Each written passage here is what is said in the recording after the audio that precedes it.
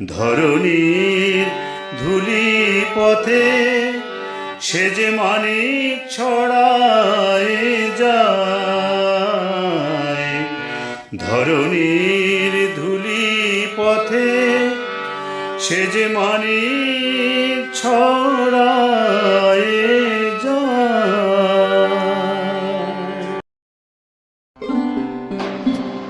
প্রিয় পরমের স্মৃতি সৌরভ গ্রন্থের সংকলন শ্রী বিদ্যুৎ Ranjan Chakraborty. Edmund Joseph Spencer কর্তৃক লিখিত প্রবন্ধ মানুষের শ্রুতি নাটক, রচনায় ও অভিনয়ে সন্তোষ চৌধুরী সহ প্রতিনিধি।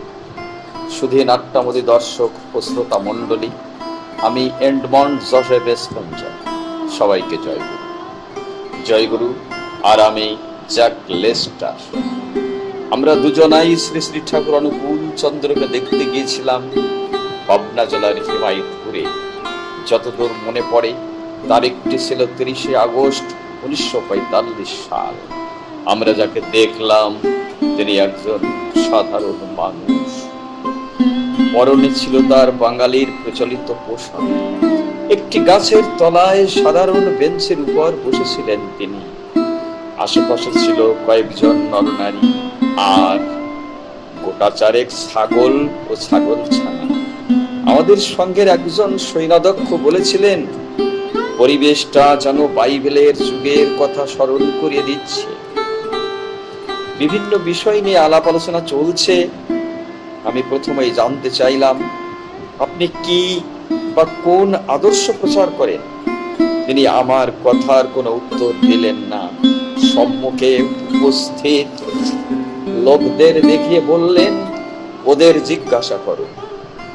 তখন উত্তরে তারাই তো বলল, ঠাকুরের সেবায় তাদের জীবন ধন্য হয়ে গেছে। তিনি যখন যা বলেছেন তাই তাদের জীবনে যথার্থ হয়েছে। পরবর্তীতে জানতে চাইলাম, সত্য কি? সত্যটা চিনবো বা বুঝবো কেমন করে? এক কথায় সহজ সুন্দর ভাবে বললেন, যাহা তোমার জীবন ও বৃদ্ধির জন্য অনুকূল তাহাই সত্য। যাহা তোমার জীবন ও বৃদ্ধির জন্য অনুকূল তাহাই সত্য। সত্যি অনুভব করলাম ঠাকুর সহজ স্বাভাবিক বাস্তব জ্ঞান সম্পন্ন একজন সাধারণ মানুষ। শুধু তাই নয়, অসাধারণ জিনিস ও দৃষ্টিতে ধরা পড়েছে। ঠাকুর কথা বলতে গেলেই তার চোখ দুটি ঊর্ধ্বে দৃষ্টি নিবদ্ধ হয়।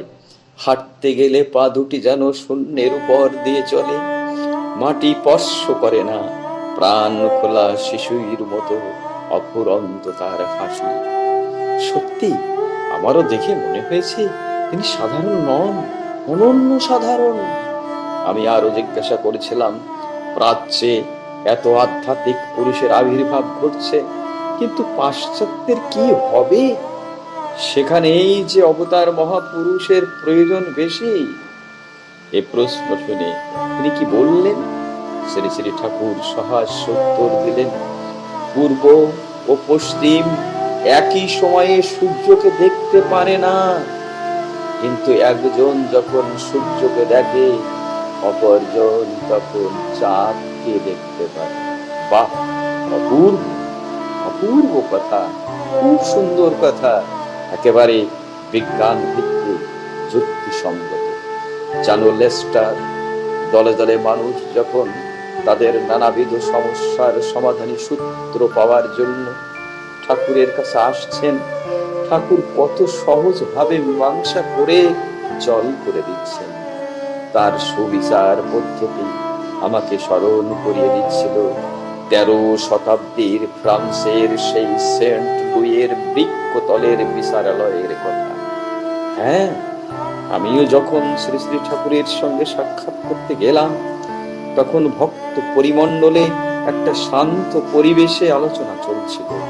তার মধ্য থেকে একজন আমেরিকান যুবক আবেগে উচ্ছ্বসিত হয়ে চিৎকার করে বলে বসলো, এই মানুষটির চতুর্পার্শ্বস্থ সমস্ত পরিবেশটাই এমন প্রশান্ত গাম্ভীর্য নিয়ে বিরাজ করছিল, আমি যে প্রশ্ন তাকে জিজ্ঞাসা করব ভেবেছিলাম, যে সমস্যা আমাকে বিব্রত করে তুলেছিল, তা সব আমি ভুলে গেলাম। আমার সব সমস্যা কোথায় যেন মুহূর্তের মধ্যে উগে গেল। প্রয়োজন হলেই সবাই তার কাছে ছুটে আসে, সময় অসময় বিচার বিবেচনা না করেই। তারও তেমনি আলস্য নেই, ক্লান্তি নেই, অবসাদ নেই। তিনি অচঞ্চল, সহিষ্ণু, সবার ডাকেই সাড়া দিয়ে সব সমস্যারই সমাধান করে দিচ্ছেন, সকলের প্রয়োজন পরিপূরণ করে। আর পারেন বোধ হয় এই জন্য যে তিনি সর্বদাই প্রশান্ত, কোনো কিছুতেই তার স্বভাব সিদ্ধ প্রশান্তি নষ্ট হয়। তাই তো তাকে বলতে শুনেছি, ভালোবাসা ও শান্তি এই হচ্ছে মানুষের চিরন্তন সত্য। ভালোবাসা মানে যাকে ভালোবাসি তার খেয়াল খুশি মতো চলা নয়, বরং প্রেমাস্পদের যাতে ভালো হয় তাই করা, তার ভালোর মধ্যে বাস করা। যেমন ঠাকুর কথাটার মানে বলতে গিয়ে তিনি বলেন, যিনি ঠক্কর অর্থাৎ ধাক্কা দেন তিনি ঠাকুর। যিনি ঠক্কর অর্থাৎ ধাক্কা দেন তিনি ঠাকুর। তিনি মানুষের প্রবৃত্তির উপর ঠক্কর দিতে থাকেন সস্নেহে, যতদিন না মানুষ সেই প্রবৃত্তির বন্ধন এবং অনুশোচনা থেকে মুক্ত হয়। শান্তি মানে অক্ষমতা বা দুর্বলতার কাছে নতি স্বীকার নয়, বরং ক্রমাগত বিষয়ের নিয়ন্ত্রণ, ভেতরের এবং বাইরের, আর তার জন্য সময় সময় বল প্রয়োগেরও প্রয়োজন হতে পারে। শ্রী শ্রী ঠাকুর যে অত্যন্ত অনুভূতিপ্রবণ এবং সহানুভূতিশীল তাতে কোনো সন্দেহ নেই। তার ভাবের গভীরতা বাইরে থেকে দেখে সব সময় পরিমাপ করা যায় না, কারণ তিনি তার প্রশান্তি দিয়ে সব ঢেকে রেখেছেন। আর তাছাড়া তিনি অত্যন্ত বাস্তবপন্থী। কিন্তু এমন সময় আসে, বিশেষত পূর্বতন অবতার বা মহাপুরুষদের কথা যখন উত্থাপিত হয়, তখন তার চোখ দুটি সজল হয়ে ওঠে।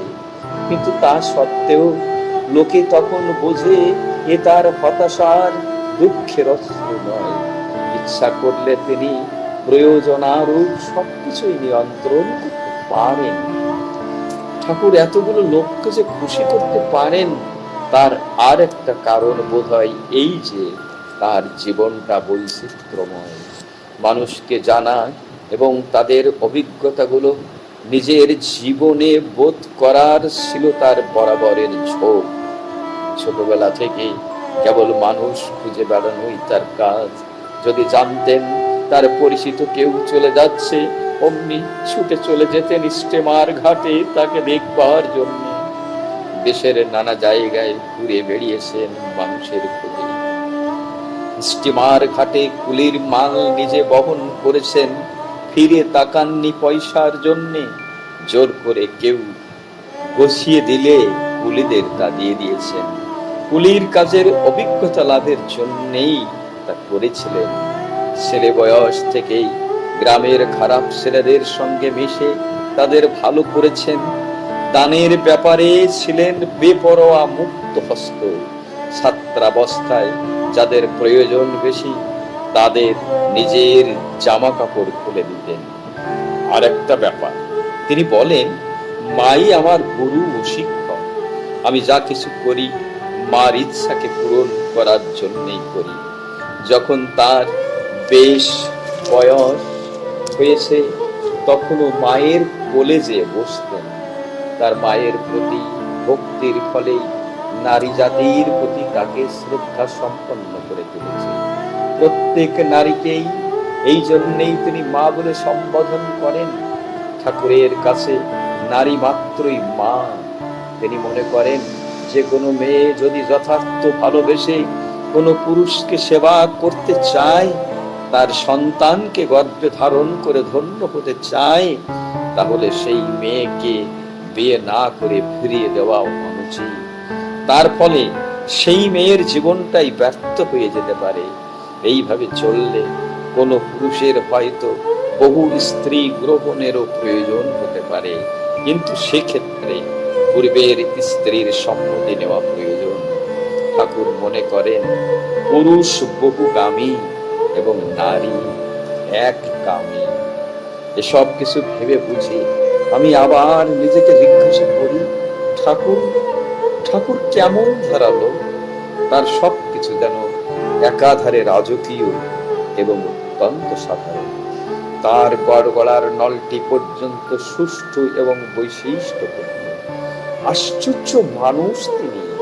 তার সম্বন্ধে নানা প্রকারের অদ্ভুত গল্প আছে, কিন্তু সবচেয়ে বিস্ময়কর তার অপরিসীম ভালোবাসা। তার মধ্য দিয়ে দুনিয়ার বুকে এমন অকৃত্রিম ভালোবাসা নেমে এসেছে, লোকে বলে তিনি প্রফেট। তিনিও বোধহয় তা অস্বীকার করতে পারেন না। তাকে মানুষ হিসাবে আমি জেনেছি এবং তার মতো মানুষ আমি আর কখনো দেখিনি। তিনি আমার প্রতি এত লক্ষ্য রেখেছেন, এত প্রকারের স্নেহ দৃষ্টি বর্ষণ করেছেন যে আমার বাবার কাছ থেকেও তা আশা করতে পারিনি। তার কাছে আমি এমন জ্ঞানের কথা শুনেছি যা পূর্বে কারো কাছে শুনিনি। যদি আমার শারীরিক কিংবা মানসিক কোনো ব্যথার কারণ ঘটে, তিনি তৎক্ষণাৎ তা জানতে পারেন এবং তার উপশম করে দেন। ঠাকুর ঠাকুর কেমন ধারালো আমি ঠিক বলতে পারবো না।